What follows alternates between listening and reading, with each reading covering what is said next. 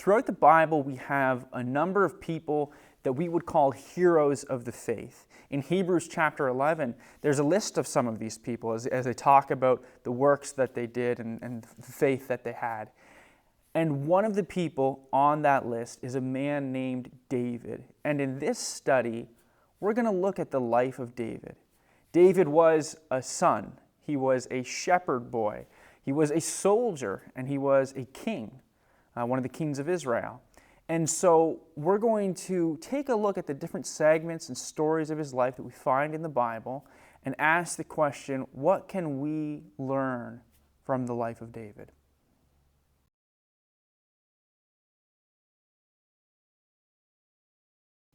So we have seen David as a shepherd boy. He starts off as that shepherd boy, and that's when he's anointed. And then in our next story, we have David and Goliath, and that's really where we see this transition happen from David the shepherd boy to David the soldier. And then we went through a number of stories from his life, and we find ourselves in a segment where he'd still be considered a soldier, but maybe we'd want to use the classification that he is now a soldier on the run. So Saul has become jealous of him, likely hateful towards him, and he's tried to have the Philistines killed him. He's tried to have his son and servants kill him. Then he sent agents after to kill him. And now David is off in the wilderness. He's running from Saul. Saul is pursuing him, trying to kill him. And so David is now a soldier on the run, is the phrase I'm going to go with. And today we're going to look at two stories, and we're going to look at them at the same time, even though there's some time between them, and there's a story between them that we're going to look at next. But two stories that share something in common that really highlight one of the characteristics of David, and one that we too should echo in our own lives. So let's start off in 1 Samuel chapter 24. I'm reading from the ESV now. I put my CSB translation on the little shelf back there. It's a fine translation, but I do prefer the ESV, so we're going to stick with that. So in chapter 24, we get this story of David sparing Saul's life. And if we start let's just start at the start. When Saul returned from following the Philistines, he was told, "Behold, David is in the wilderness of En-gedi." And Saul took 3,000 chosen men out of Israel and went to seek David and his men in front of the Wind Goats Rocks. And he came to the sheepfolds by the way. There was a cave, and Saul went in to relieve himself, to use the washroom. Now David and his men were sitting in the inmost parts of the cave. And the men of David said to him, "Here is the day of which the Lord said to you, Behold, I will give your enemy into your hands, and you shall go and do to him as it seems good to you." Then David arose and went stealthily and cut off a corner of Saul's robe. I don't think that's what his peers had in mind when they suggested that. And afterwards, David's heart struck him because he had cut off the corner of Saul's robe. He said to his men, "The Lord forbid that I should do this thing to my Lord, the Lord's anointed, to put out my hand against him, seeing he is the Lord's anointed." So David persuaded his men with these words and did not permit them to attack Saul. And Saul rose up and left the cave and went on his way. Afterward, David also arose and went out of the cave and called after Saul, "My Lord the king!" And when Saul looked behind him, David bowed with his face down to the earth and paid homage. And David said to Saul, "Why do you listen to the words of men who say, Behold, David seeks your harm? Behold, this day your eyes have seen how the Lord gave you today into my hand in the cave. And some told me to kill you, but I spared you. I said, I will not put my hand against the Lord, for he is the Lord's anointed. See, my father, the corner of your robe is in my hand. For the fact that I cut off the corner of your robe and did not kill you, you may now know that there is no wrong or treason in my hands. I have not sinned against you. Though you hunt my life to take it, may the Lord judge between me and you. May the Lord avenge me against you, but my hand shall not be against you. As the proverb of the ancient says, out of the wicked comes wickedness, but my hand shall not be against you. After whom the king of Israel come out? After whom do you pursue? after a dead dog, after a flea? May the Lord therefore be judge and give sentence between me and you, to see it and plead my cause and deliver me from your hand. And that's where we're going to stop for that section of the story. But you get the story. It's a pretty impressive characteristic that we see here of David, of his loyalty, his trust in God, and his desire to walk with integrity when it's so easy, such an easy situation for him to cheat the system or something like that, kill Saul, and have himself become in a place of authority, that being the king. And then if we flip forward and we go to chapter 26, we have a very similar story. So they're back out in the wilderness, and let's pick up in verse 6. Then David said to Ahimelech, the Hittite, and to Job's brother Abishai, the son of Zeruiah, who will go down with me to the camp of Saul? And Abishai said, I will go down with you. So David and Abishai went down to the army by night, and there lay Saul sleeping within the encampment, with his spear stuck in the ground at his head. And Abner, the army, lay around him.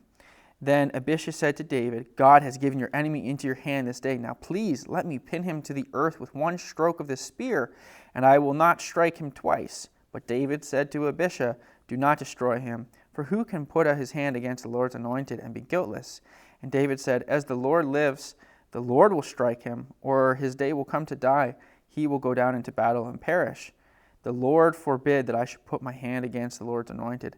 But take now the spear that is at his head and the jar of water, and let us go. And then let's move on from there. And so they take the spear, they take the water, they move a good distance away from the army, and then they yell out to the army. 14, and David called to the army and to Abner the son of Ner, saying, will you not answer, Abner? Then Abner answered, who are you who calls the king? And David said to Abner, are you not the man? Who is like you in Israel? Why then have you not kept watch over your lord the king? For one of the people came in to destroy the king your lord. This thing that you have done is not good. As the Lord lives, you deserve to die, because you have not kept watch over your Lord, the Lord's anointed. And then he has this interaction with Saul. And then in 21, after they've had this conversation of once again David saying to Saul, I could have killed you, but I did not kill you. I've done no wrong against you. In verse 21, then Saul said, I have sinned. Return, my son David, for I will no more do you harm, because my life was precious in your eyes this day. Behold, I have acted foolishly and made a great mistake. And David answered the king and said, here's the spear, O king.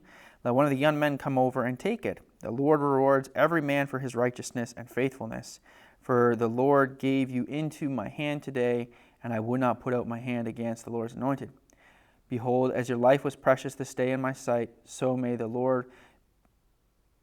my life be precious in the sight of the Lord, and may he deliver me out of all tribulation. Then Saul said to David, blessed be you, my son David. You will do many things and will succeed in them. So David went on his way, and Saul returned to his place. So we have these two stories where David has an opportunity to kill Saul, to end the one who is trying to pursue him, which would likely put David on the fast track to becoming the new king of Israel. He's already been anointed for that. He does have the favor of a lot of the people. There's the armies following him, but maybe they're just following orders. But he refuses to kill him. In the cave, the men say, go and kill him. And he goes and he cuts a piece of Saul's robe off, and he feels so bad about that. But he could have done a lot more. Then he comes out and has this conversation. I haven't done anything wrong against you. See, I could have, but I didn't. And then this other time where he actually talks down to one of the men of the army, saying, your job was to protect Saul, and you failed at that. And that's right, he did. Saul could have died that day, but David spared his life again. And he had this interaction there saying, the Lord will bring about justice. And we'll see that as well in the next story, that's echoed throughout this book. But there's that idea, right? There's times in in David's life and in our lives where we could do something that might give us success, that might lead us forward and make us achieve the things that we want to achieve and the things that the world wants us to achieve. And the world, like the men that David has with him, they're all for it. Go out there and take care of number one being you. Do what you need to do to get ahead. And that's not the message here. The message is walk in integrity, walk in humility, walk in the will of God, and God will bring about justice as He sees fit. You just follow Him in His ways, even when it's hard, when you're in the wilderness, when you're in the cave, when you're being pursued. Don't then abandon your integrity for comfort's sake, but rather hold on to your integrity. And that's what we see. And the reason why this is happening, like I said, God is using these difficult times to form David to be this man who can truly lead the nation well. And so there will be difficult times in your life. And that's not a bad thing. A young child, as they grow, they sleep and they toss and they turn and they're in pain as they sleep because they're having growing pains. You go to the gym and you lift weights and then, 2 days later, the DOMs hit and your muscles are sore, and that's good. That means you're getting stronger. But we have to go through this suffering for that to take place. And that's a lot of the time what we see with our walk with God is we have moments of suffering and we keep to righteousness and we keep to integrity in those moments of suffering anyways. And we come out more faithful towards God, stronger, the fruit of the Spirit growing well in our life. And that's important. And so respect those who God has put into authority, even when they're acting in ways that's wrong. I mean, Saul was not a righteous man. He was an evil man. But David recognized God put him in place. And yes, God is going to take him out of that place, but He'll do it as He sees fit. It's not going to be by my hand. It'll be by God's hand, however He sees fit. He can do that. I'm not going to harm the Lord's anointed. It can be easy to fall into the trap of wanting to do that, to wanting to put them down, to get rid of them in some way because of how it might benefit you, or it might even seem like it would benefit society. But God is just. It's up to Him to bring about that justice. And so leave it in the hand of God. Be concerned with how you are walking. Walk with integrity. Walk in righteousness, even when those around you are saying, go get them.